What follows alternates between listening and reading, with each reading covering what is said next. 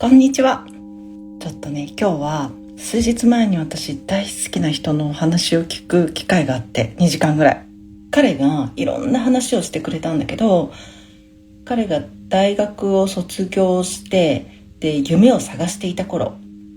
自分が人生かけてやる仕事って何だろうとか、自分の役割は何だろうっていう風にして思っていた頃に出会ったある駐車場の管理人さんのお話してくださってさ、福島正信さんという方で、本とかにも書いてあるから読んだことある方いらっしゃるかもしれないんだけど、当時代々木の駐車場を使うことがよくあって、でその駐車場って結構人気で満車で、そこの中の一人の管理人さんが雨降ってる時に、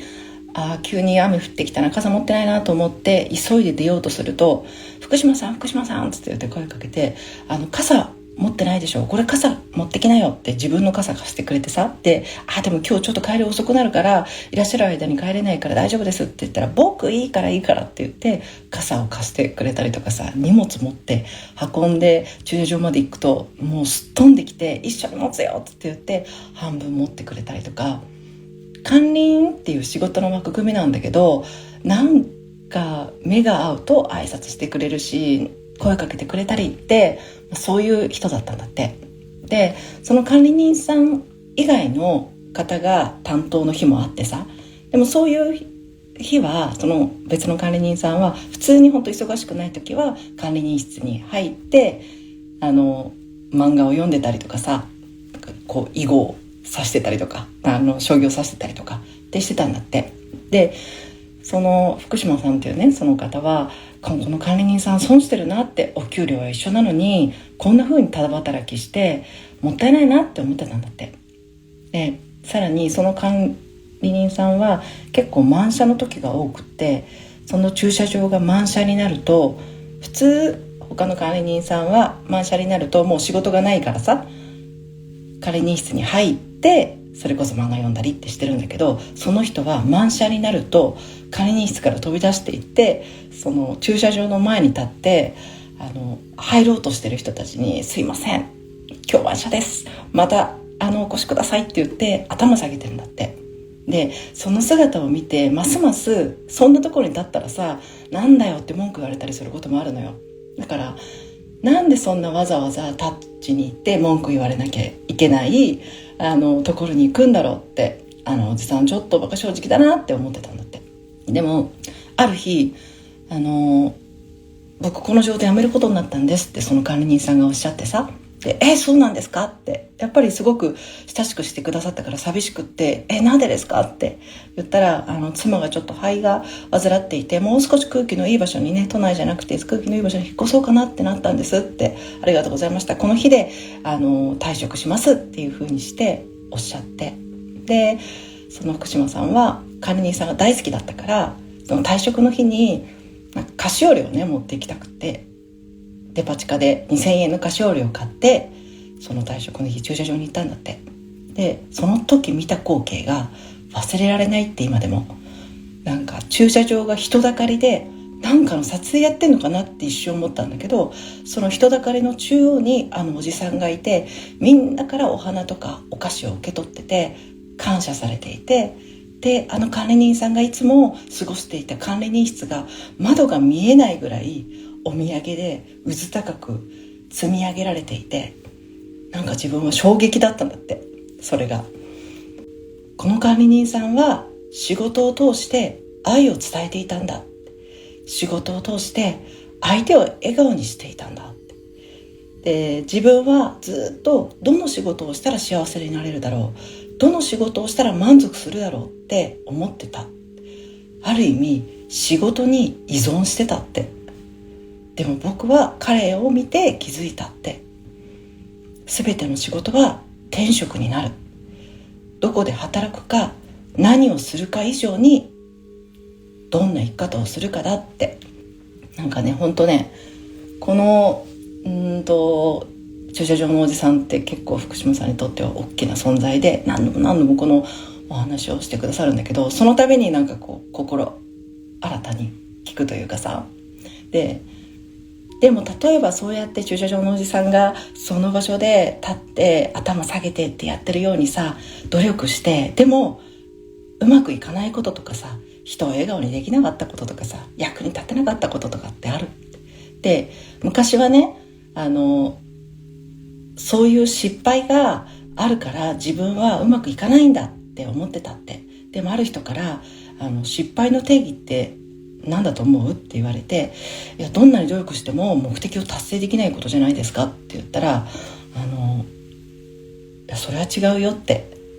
本当は君がここで失敗って決めたことが失敗になるって、ありとあらゆる努力を途中でやめることを失敗と言うよって。でもね、人間ありとあらゆる努力ってできないんだよ、なぜなら途中で成功しちゃうからって。でこの福島さんはさ、その後企業塾っていうのを立ち上げて、彼のやってる企業塾って企業率が6割ぐらいでさ、非常に高いんだよね、他の企業塾と比べて。でその特徴って面白いなと思うんだけどさ、自分が起業するためにどうやったら成功するのかっ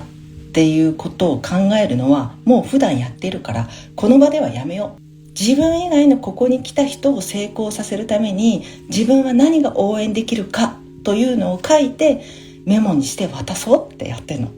ら毎回自分のものをプレゼンするでしょ。でその後そのプレゼンを聞きながらその人へのアドバイスとか、じゃあこの人知ってるから紹介しようかとかっていうメモをみんなが書いて、その参加者全員分のメモを一人が一人ずつ受け取っていく。で他人を応援すると全員が成功する、それが最も簡単な成功方法だったって言って、結果ね、6割の人が起業をしていって、で自分のやりたいっていうことをいろんな人の力を借りながら、それに感謝しながら立ち上げていくっていうことをやってたんだよね。で僕この間タクシーに乗った時に素晴らしいサービスのタクシーの運転手さんで、いやこれ会社の教育がいいのかなって思ったんだって。でそういう教育なんですかって、一つ一つのサービスとか気配りとか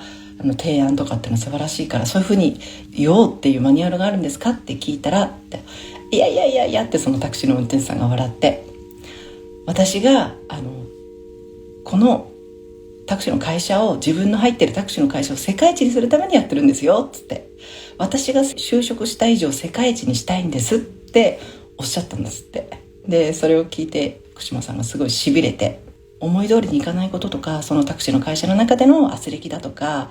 なんか嫌なことだとかっていうのはきっとたくさんあるんだけれども、それを不満や不安にするんじゃなくて、彼は出番に変えていったって。で僕もそういう仕事がしたいって言ってたんだよね。で島さんが僕は死んだら天国に行きたくなくてね、地獄に行きたいんですよっつってなぜなら天国には出番がないですからね、みんな幸せでしょみたいな、もうそのままでいいじゃないですかって。でも地獄に行ったら鬼がいるでしょう、すごいいじめがあるんでしょうって。で僕はそういう時に通りがかりの鬼を褒め続けて、地獄をどんな場所にしたいって問いかけて、一緒におしゃべりしたいんだって。どんなにいじめられても無敵なんですよ、なぜならもう死んでるからっつって話しててさ、もうマニアックなんだけどなんかね、このどれも全部自分の出番に変えていくというこの福島さんのあり方ね、ほんとねいいなって思ったんだよね。であとね、どんな人と会う時も決めてるんだって。私本当に福島さんと会う時って本当すごい笑顔で、いやー待ってたよって言って迎え入れてくださるので、別にそれは本当に私だけじゃなくてどんな人もそうなのよね。待ってたよって、さあどんな風に世界を変えていこうかみたいなさミーティングが始まるわけで、それはね、どんな人と会う時もその人がますます輝いて幸せになってる姿、社会の役に立っている姿を想像して会う前から好きになるって決めてるんだって。自分の方から先に好きになるって。で福島さんが、だってねその人の人生自分はその人じゃないから分かるわけないもんって、だから受け入れるしかない、信じるしかない、僕はそれを仕事にしようと思ってるって。その人が生きてる理由、その人がその人なりにそれをする理由があるって、その人は必死に生きてるからそれを信じようって。福島さんがやっていたある企業塾で300人の企業志望者がいてさ、その中で5人発表するっていうことになったんだって。で、普通こういうスクールとかでさ、5人が発表するっていうとさ、優秀な先行事例とかさ、みんなが参考になるベストプラクティスを発表するじゃん。で、福島さんはそれをやらずに、一番起業から遠い場所にいる人たちに発表してもらおう。で、それをみんなで応援するっていう場にしようって決めた。で、その5人の中に1人、最初から最後までずっと寝てるおじさんがいたんだって。で、彼に発表してもらおうって決めてさ。で、彼にそう伝えて、で、分かりましたって言うんだけど、準備が全然ままならなくなって、全然間に合いませんって言ってたから、手伝いますよって言って、その発表会の前日も事務所を開けて待ってますからね、いつでも来てください。で、僕もスタッフも全員手伝いますよって言ったんだって。でも一日明けていて、夜になっても12時を過ぎてもその人が現れなくって、もしかしたら明日の発表会もいらっしゃらないかもしれないねって。で、もう明け方近くになったのでソファーで寝てたんだって。そしたらスタッフがお手洗いかなんか行った時に、福島さんっつって戻ってきて、どうしたのっつって言ったら、エレベーターホールに人がいますって。で、って言って見に行ったら、そのおじさんがね、うずくまって泣いてたんだって。まさかあなたたちがいると思わなかったって。さすがにもう帰ってると思ったし、自分はもう人を信じられないと思ってたし、そんな自分を信じてくれる人はいないって思ってたからって言って、おじさんがボロボロ泣いてて、ね、話を聞いてたら、事業をしてたんだけど、いろんなことがあって騙されたりして、借金を抱えて会社を潰して、で、奥さんや娘さんにもすごく迷惑をかけて、今じゃすごい家族に恨まれてると。で、アルバイトしながらなんとか暮らしをしているんだけど、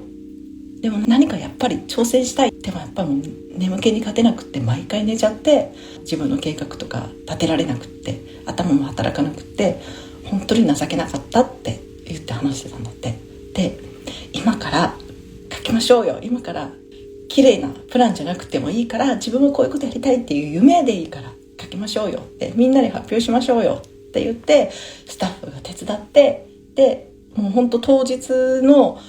休憩時間まで発表の準備をしてたんだって。家族ももう本当に自分の方を見向きもしてくれなくなって、もうダメだろうって思ってた時に出会った企業塾のそのメンバーがさ、明け方まで自分のことを待っててくれて、でも一緒に書いてくれるっていうのはさ、やっぱり彼の心をすごい動かしたんだよね。で、一生懸命書いてさ、発表に向けてってやったら、会場に奥さんと娘さんが来たんだって。で、すごいびっくりして、まさか見に来てくれるとは思わなかったから、そしたら娘さんが大学ノートをね、切って作った300枚の紙の束をお父さんに渡して、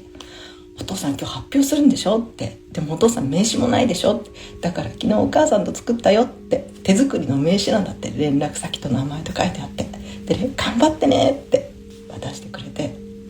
で、そのおじさん発表して、自分にはこういう夢がありますっていう。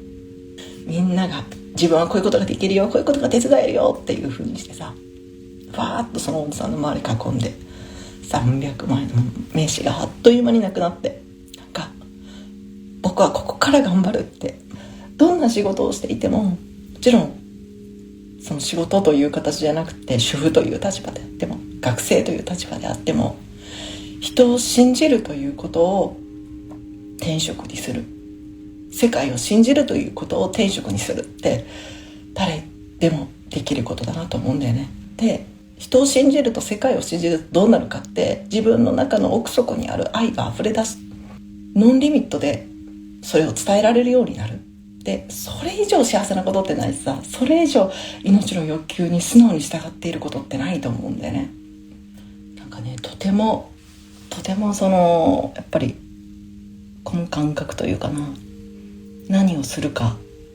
どこでするか以上に、仕事をね、どんな生き方としてそれをするかということが本当に大事だなっていうのを改めて思ったありがとう。またちょっとつなげたいと思います。